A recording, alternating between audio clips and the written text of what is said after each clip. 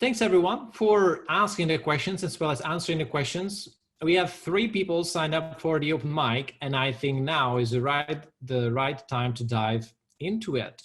So let me open the open mic form. So the first person who signed up would be Natalia from Minsk. Natalia from Minsk, Natalia Koulinkovitch. Then if you can find Natalia in the audience. And so she's connecting to us from Minsk, and her story title is What Isn't the Meaning of Life? What you would like us to know is that making a couple of mistakes along the way kind of helps us reach the goal. Let me welcome our first open mic speaker, Natalia Koulinkovitch from Minsk. Thank you, everyone. Look, I was just thinking about my next blog post for my Facebook audience tonight. And it kind of crossed my mind that about 11 years ago, when another panic attack was going around the world, I was also sort of involved. You remember what happened back in 2009? The epidemic, the outbreak of swine flu, H1N1. What happened when?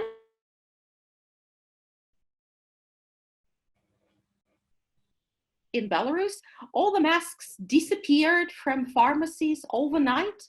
Suddenly people started canceling engagements, refusing to attend parties, and generally, well, not as much as now, of course, but basically experts seemed to turn into introverts overnight.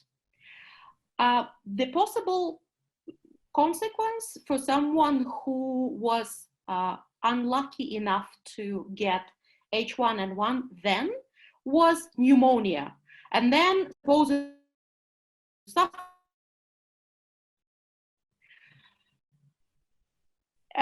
that was, as a matter of fact, the only time in my life when I did get a serious enough disease, serious enough to speak of. That is, I got a pneumonia, which I didn't notice. I am a sane person, and I tend to, be aware of what's happening to me and people are, and yet, enough, the reason for me to ignore my symptoms completely was the fact that I was a very new mother. I had just become a mother literally a couple months before that. I did not sleep. I hardly ate. I suffered fever, just being there with my newborn son. At some point, I had this wild pick that he's the one who has pneumonia and is gonna die and whatever. Me and my husband, we rushed our baby into the best doctor that was available then, covered in masks and everything. The doctor, the pediatrician, took a look at the son, measured his temperature, then moved her eyeglasses like a little bit, gave me this stern look and said, "And now, dear mother, you're exiting this room, you're turning right, you're walking along the corridor, and you're getting an X-ray for yourself because you are sick, your son is fine." It's still a shame to admit, but yeah, I totally missed it. I mean, so did my husband. I mean, living together, it is hard to ignore it, but we were so terrible with our role of fresh parents that we were oblivious to the reality. We were in total denial. The story doesn't end there. I refused to go to hospital. Trust me, I would have been better off because, you know, at least I would have a bed to myself. And apart from a couple of injections a day, I would be able to have a rest, which I so badly needed. I had bags as huge as panda eyes. And yet I was determined to make sure that, you know, the slogan, breast is best. I was determined to stay at home with my newborn son and to be the role model of every young mother ever. The doctors gave me another look. By that moment, there were two of them. I said, dear Mrs. Koulinkovitch, okay, how about you show up here every morning? We'll look at you together very carefully. And if we tell you that you are still okay to recover at home, you go home to your son. We understand your devotion. We appreciate that. Children are our future, all that. But if we tell you, the two of us, and you have to sign a paper, that this is the time for you to actually do the smart thing and go to the hospital and make sure your behind gets those blessed injections, then that's it. I signed. I took my medicine, and I was so determined to get better that I did without injections and while preserving my sacred role of the best mother there ever was. I do believe now that this is rather silly because my husband, my parents, my husband's parents, all of them would have been able to take care of my son. I should have gone to that hospital. I should have gotten those injections. This is not the case to be all about self-sacrifice.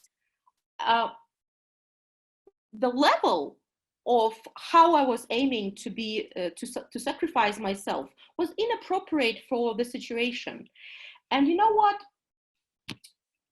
The thought that made me understand that I was being silly, it crossed my mind a couple of years later, of course, was just think, Natalia, what went into creating you as a person?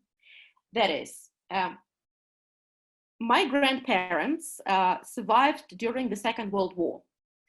My grandmother was shot at by fascists in the street and nearly died. My grandfather walked 40 kilometers to escape from the war. They both survived. And then I go and behave in a stupid and irresponsible way like that. Where is the meaning in that? If I could imagine a picture of them passing the message on to me, I'm pretty sure my great-grandparents would have used some pretty strong words, pretty harsh words. They would have sent me to hospital after a very serious lecture. You know what? I'm actually still on my journey to find the true meaning of life. It's just that after that screw up 11 years ago, I definitely know what life isn't about. It isn't about sacrificing yourself. It isn't about making sure that all a grown-up is just their offspring. It's about your journey. It's about your path. It's about finding the meaning of life. So wish me luck. I'm still looking.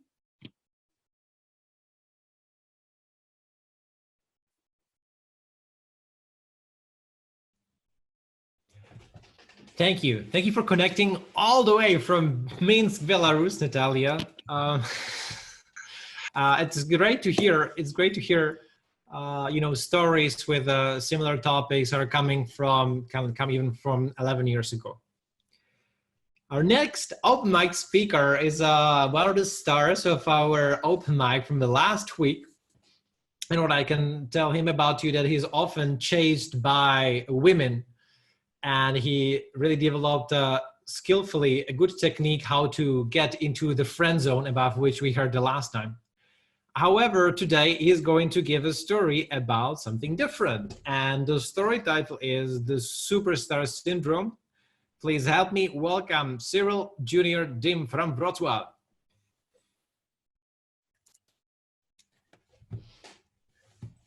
Way to lay it on thick. I quote, he is often chased by women. Watching me, you're probably wondering, well, Junior here is probably too young to drink or to drive or to live without a curfew. What can he possibly tell me about the meaning of life? And I'll be honest with you, I'm thinking the same thing. But give me a few minutes to tell you my story. And my story revolves around what in basketball we term the superstar syndrome. The superstar syndrome is when if you've got one player on the team, he gets so good, he knows it, the rest of the team knows it, the coach knows it, and it gets to his head. The team cannot function without him, and he feels too big for his own shoes. And why this is so important? Well, it happened to me. In fact, in Africa, there's a proverb for it. In Shona, we say, "Mwana washe muranda kumwe." And in English, that would be, a prince in one land, a slave in another. Now, growing up, I believed I could either be rich and famous, or a failure. And to accomplish that, I had an education system that was centered on a few core pillars. We called it the Ministry of Education, Sports, Arts, and Culture. And I believed to be rich and famous, I either had to excel in education, I would either have to do well in sports, I would either have to do well in the arts, or in some sort of cultural activity. And for a while, I dedicated all of my time and resources to becoming the best version of myself in these. You know, looking at my grades, looking at that transcript with all those A's, I tried to read it from top to bottom. It said, and I said, I am gonna be a success. I turned to basketball and, well, I'm playing in Africa. I can try and dominate. You know, I get to watch the NBA. We're fortunate enough to have cable. And I thought, well, if I become the best version of myself, I am going to become a success. I first played when I was 12. And by the time I was 18, I was playing on a national squad. I looked at the jersey. I looked at myself and I said, yeah, you are going to be a success. The arts were no different. I learned public speaking from the tenderest of ages. I tried to learn what it is to convey a message, to control the body language on stage, to engage an audience. And before I knew it, I was competing year after year after year. And I looked at myself and I said, you are going to be a success. The life of somebody who is trying so hard to do so well, well, you can imagine what that looks like. You walk outside and every second person knows you. You walk outside and every second person's like, hey, Cyril, hey, you're the guy. I've seen you before. Where do I know you from? And now that I think of it, maybe Luke was right. A few of those people were female. But Luke, that's not the point. I digress. The time came for me to grow up and get out of my mama's house. And I had always wanted to be an international student. And when I was sending out my applications, one of my applications landed in Poland. And believe it or not, I got accepted. This was the first hint that the superstar syndrome was going to be revealed in me, because a few of my applications went to really prestigious colleges, and all of them told me no. I thought, well, it's something wrong with them. I am Cyril Junior Dim. I get on the plane and I'm on my way to Poland. Before we land, one of the air hostesses, she walks by, she takes a look at myself and my sister, and she's like, you're Zimbabwean, right? I said, well, yes, I am. Yes, I am. And apparently she recognized me. The usual conversation. Of course, we land, and in the back of my head, I am still Cyril Junior Dim. I get to the immigration point. You know, the first gate you see when you arrive in a new country where they're going to search you down, strip you down, humiliate you. I said to my sister, hold on. I'm Cyril Junior Dim. And I get there to the lady who's going to examine my passport and so forth. I put the passport right on the table. I'm like, hi, I'm Dim, Cyril Junior Dim. She looks at me and she's like, you could tell the confusion because she kind of realized that somehow I expected her to know me. And she's like, okay, Mr. Cyril, your bag over there, you go that way. And next, I'm like, that was quick. It's the only time I said that, by the way. And of course, I get into Poland. Somewhere in the back of my head, I am still Cyril Junior Dim. Before long, I go for my first basketball training session. And I walk up to the coach and I'm like, hey, I'm Cyril Junior Dim, star player, national team 2016. You may recognize me. Number 4. He turns around in confusion. He looks at me and he's like, are you one of the water boys? What's your story? Now, I didn't want to take this personally, you know. As Cyril Junior Dim, you have to know to be humble. But then the coach, later on, he's honest with me. He looks me in the eye, he says, Cyril, I can tell you had high expectations today. But I'm going to be honest with you and tell you, I know 15-year-olds who play far better than you do. Can you imagine? He told Cyril Junior Dim that. I said, he's wrong, and I'm going to prove it. I joined Toastmasters. And I went for my first meeting. I went there to the Toastmaster of the night. I said, hey, I'm Cyril Junior Dim. I'd like to check out how the meeting works. She looks at me with the same expression of confusion. She's like, okay, Cyril, if you want to join or become a member and learn how to do public speaking, if you want to improve your skills as a speaker, this is how you join. You have to pay this fee, come for the meeting every Wednesday, and we can try and see if our club can do something for you. It was at that moment that I realized all 3 people couldn't be wrong. The lady at the immigration office, the coach, and this Toastmaster of the night. You see, the superstar syndrome had me thinking that success in life was a function of those things that I could get for myself, those notches I could add to my belt. But moving to Poland taught me that things can change in the blink of an eye. You can go from thinking you're someone to being a nobody. And the question comes, what is it all worth to try and be famous, to try and be rich, to try and be rich and famous, if these things are as temporary as where you stay? What is it worth to become all these things if you're a prince in one country and a slave in another? Ladies and gentlemen, it's not wrong to want to win, to want to be the best, to get the best for yourself. But I've learned that that's not the important stuff in life. That stuff is temporary. That stuff goes away. I know of the 66 people listening, there are many people doing well in their careers. There are many people who are well known in their circles, and I'm happy for you. But I hope it's not what people remember you for. When people remember you for taking and taking and taking, they're happy the day you leave, because finally they can get something. I hope that 200 years from now, when I'm lying on my deathbed, people around me can take at least one thing and say, I got this from Cyril. And I hope the same for you. Because life, my good friends, is about what you give. We are born needing. And so everyone who's not a baby has a responsibility to give. So I hope that by the end of this story, the story of a boy who thought he was a hero, moved to a different country and discovered he was nobody, I hope that story teaches you what's really important. It's not the fame you accrue. It's not the wealth. It's not the combination of both.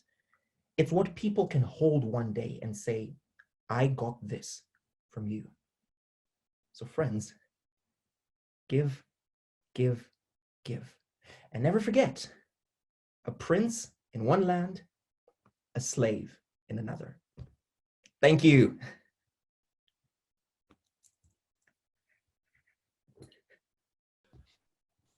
Thank you, Cyril. 200 years from now, I think at least a few people will know that to their great parents, you gave a couple of good laughs in this Storyteller Sunday. Thank you very much for your memorable story. Okay, it's time for the last open mic storyteller of the night. And we have a storyteller from across the ocean, from Chicago. And she is an oncology nurse. And the story title is Knowing What You Do Best. Please help me welcome Cathy BJT. Welcome, Cathy. Thank you. How's my mic? Am I good? Can you guys hear me? Thank you, thank you. Just like, did I pronounce this right, Cyril? That the guy, the young guy? You are so good. You are very smart. You're gonna go a long way. So just like Cyril, I'm also finding myself. And I think at this young stage of his life, he's already going through that stage, that looking for something that you are really good at. I am a nurse here in Chicago. I was born in the Philippines. I had been here for 30 years, nursing patients back to life because they have cancer. And I come to the point that what am I really good at? What is the meaning of my life? Why am I here? I had seen a lot of suffering in my 30 years of being a nurse in the oncology unit. And for the past few weeks and months, it is getting worse because now we are adding the COVID-19, the coronavirus, and people are just dying left and right. So did you ever ask yourself, what are you doing to survive this crisis? Because this is a crisis and this is a war. This is a virus war. What are you doing inside yourself so you can survive this? And what a great time for Toastmasters. I was just looking for something that I can express myself better. So that was a year ago. I was researching in the internet and Toastmasters came up. So I was very curious. It's only 5 minutes away from my house. It's called Orland Park Toastmasters. So I attended the first night. I said, wow, this is a great crowd. They stand up and people start clapping. It doesn't matter what your accent, what your grammar is. And people just stood up clapping, they're smiling. And then at the end of the night, they're counting your and and okay and so. But people still clap. I said, wow, this is good. I'm gonna come back the next time. So it kind of boosted up my confidence. So I started like, oh my God, I can really do this. This is so different from being a nurse. Like, wow, a different world out there. So I started researching all the Toastmasters in my area. And then a few months after that, we were flying to Germany.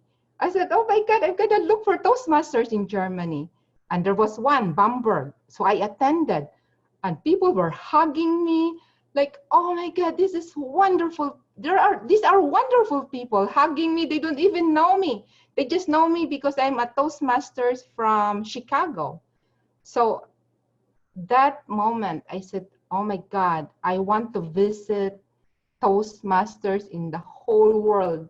Like I had already my bucket list. When I was listening to Alex, the Shira Glazer is in my bucket list now after Corona. But can you imagine what's happening right now that we can attend Zoom Masters all over the world? I don't have to travel. I can attend Zoom Masters in my PJ. I can just have my cardigan, but I can have a PJ in the bottom. How awesome is that? I just turn on the computer and there's a Zoom Master meeting somewhere. I'm in Chicago and you guys are having meeting there. This is the best time to reflect. And this is part of me that I'm starting to learn. Like, I can never imagine in my life that I'll be talking to somebody in your place right now. So I am learning about myself, and I'm growing, I'm listening to people, and this is my best weapon with this war right now, that I'm gonna build my immunity by staying home. Thanks God I can stay home in spite of all this things going on out there. I choose to stay home. But at the same time, I wanted to grow my mindset. I wanted to grow myself. And this is the best way to learn, listening to people and reading books. What are the books are you reading today, guys?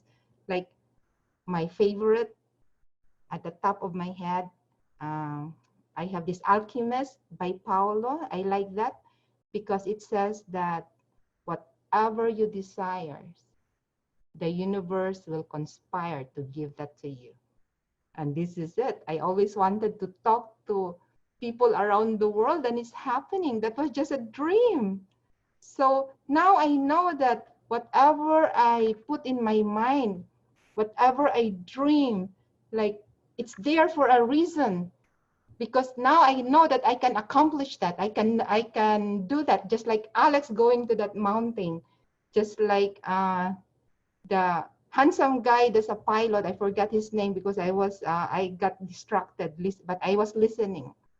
And Cyril, being a prince in his country and a servant in the other, but he came out so beautiful, like the way he talks. Oh my God, he can be a champion in the Toastmasters contest because the way he talks, like, wow, posture, like you can just like you get mesmerized when he talks.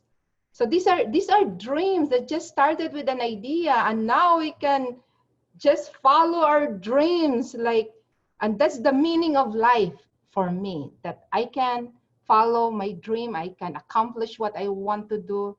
I know myself that I can do it, and I have that confidence, and I have that joy and happiness. And when people see you being happy at what you do, when people see you being happy of who you are, and when people know that this is who you are, all of you, and you know yourself, because that's where it starts. Knowing what you're good at, knowing yourself, knowing what's in here, and giving it, whatever's in there, whatever you want to give. You want to give love, you want to give kindness, you want to give compassion. That's who you are. You're giving value to people. And that, for me, is the meaning of life. I love you guys. Oh my God, this is amazing. Thank you, Cathy. Thank you for connecting with us from all that far away. Thank you for sharing your love and your enthusiasm. And yeah, you're right. Tell the universe your desires, and the universe will conspire to make it happen. Wonderful. Wonderful to finish on that note this evening. Thank you, everyone. Zain, if you have a chance, you can now share the screen with the final question. Couple of final words. If you feel like if you're not yet on liking the page Storytellers Sunday Online, this is where you find out about the upcoming events. We already have the next event scheduled for next Sunday with all the 6 featured speakers. Let me pull those out. The topic of the next Sunday is going to be tough choices.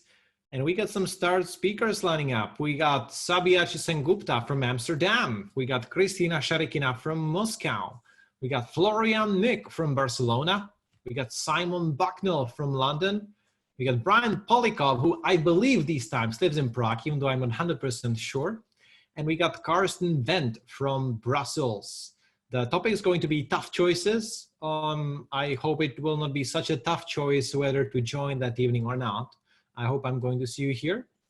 And if you feel like sharing some last words, goodbye message, you can go to www.menti.com and use the code 74 4049 and share something with everyone, and everybody will see it on the screen.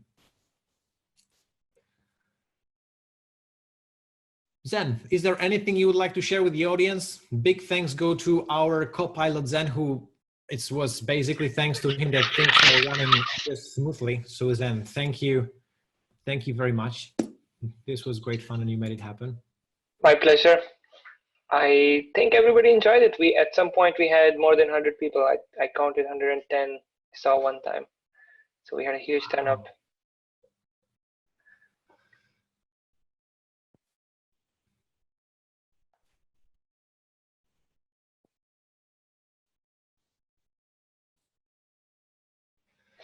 Okay, so the question, after Corona, will this stay? Well, I definitely hope that after Corona, we'll have an opportunity to organize more events like this in person in the cities we live in. And because Zain did, for example, this one in Wrocław, right? Zain, would you like to give a couple of, some words on how this, like the Storyteller nights, how this idea in Wrocław came up? Yeah, I can actually, as all good things start, they start from Toastmasters. I was in a conference in Berlin 2 years ago or 3 years ago, I don't remember now. And I saw that they had this storytelling event. I couldn't attend it myself, but I got in touch with them to learn about their format and everything.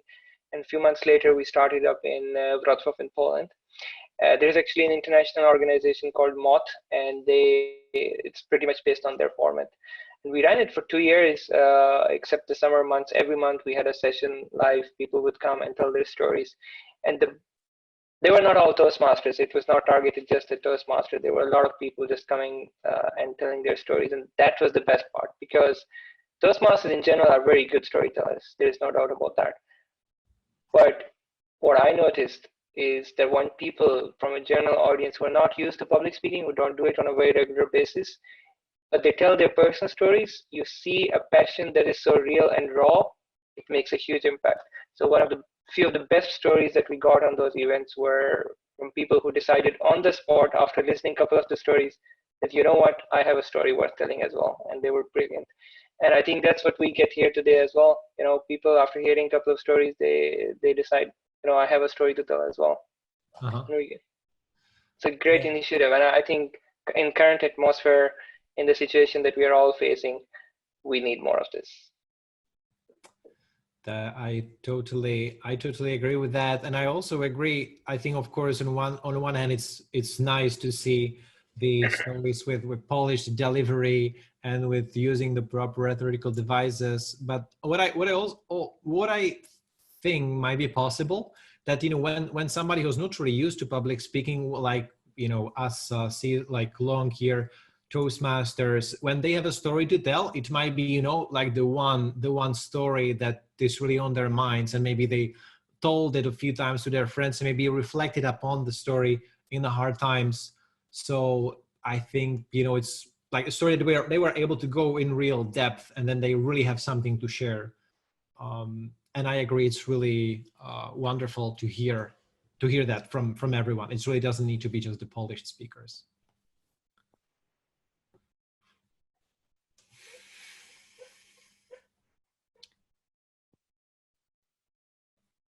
All right, Zain, if you can, maybe you can unmute everyone if there is anybody who would like to share something in words. Oh. All unmuted. You can mute yourself if you have